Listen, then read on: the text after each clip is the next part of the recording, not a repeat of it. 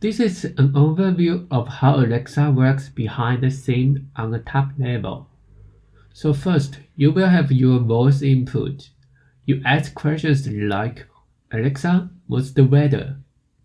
And this voice input will be passed down to the so-called ABI, Alexa built-in products. These are devices that have built-in Alexa features in them.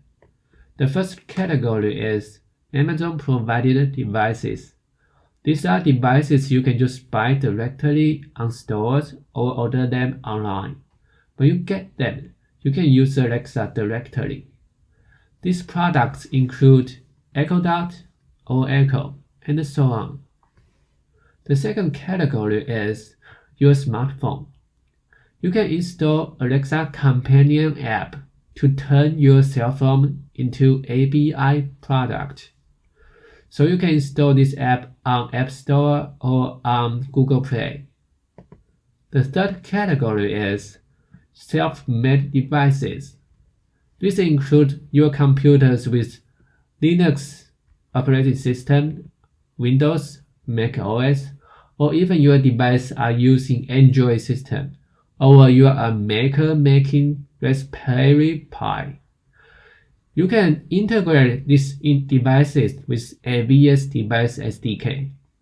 These are provided by Amazon to turn these devices into ABI device. No matter which ABI device you got, you can now pass down the voice input to the so-called AVS, Alexa Voice Service. AVS is what makes Alexa so powerful. It provides several powerful features such as natural language understanding, automatic speech recognition, and text-to-speech feature. All these powerful features are used internally across the Alexa ecosystem. So first, your voice will be passed to Alexa skills. These are where your business logic exists. And there are two kinds of skills. The first one is pre-built skills. These are skills provided by Amazon by default. So questions such as, Alexa, what's the weather? Or Alexa, play the jazz music are all built-in features and skills you can use once you got your ABI device. However, if you want to ask a question like, Alexa, how old is my third cousin? For this, you have to build your own custom skills. And when you are doing so, you probably will pick one of those programming language SDK so that you can interact with Alexa APIs more conveniently. Alexa APIs are the way we interact with the Alexa backend.